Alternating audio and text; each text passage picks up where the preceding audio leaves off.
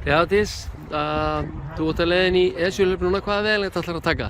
Ég ætla að taka Esju Ultra, 43. Ok, þú ert búin að vera svolítið í gegnum ári núna að hlaupa þessu utanvegarhlaup, greinilega fallin fyrir þeim. Hvað er svona frábært við utanvegarhlaupi? Það er bara fjölbreytni og þessar mismunandi áskoranir sem felast í því að hlaupa upp og hlaupa niður, aðalega það sko. Já. Ég elska niðurhlaupin. Já, hvernig það er ykkur 10 ár sem þú byrjar, er það ekki? Jú, ég byrjaði hjá ykkur CKP fyrir Laugaveginn 2013. Og hafðir ekki gert áður? Nei, þá var ég búin að hlaupa bara götu í 5 ár. Já.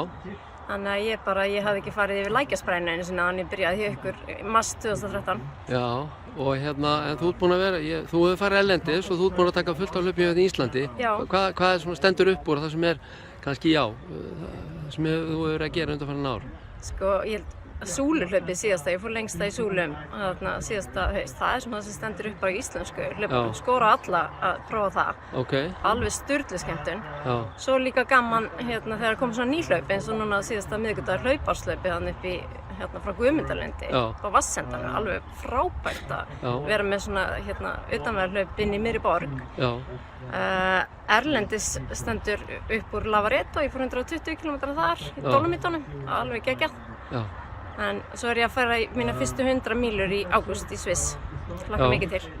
Er mikill munur að hlaupa hérna á Íslandi og erlendis? Hver er munurinn þá? Já, það er kannski helst verið þessi stemming. Mér fannst í Súlunum í fyrra, það var kannski veðrið og allt en þar náðist svona þessi stemming sem maður er að sækjast eftir í þessum erlendu hlaupum.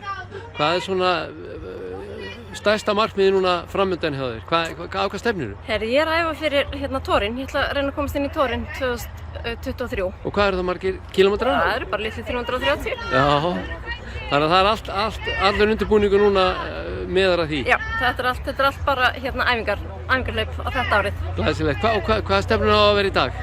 Ég reikna með að vera svona 8,5 tíma. Ok, frábært. Gangið vel. Takk fyrir. Ok. Takk.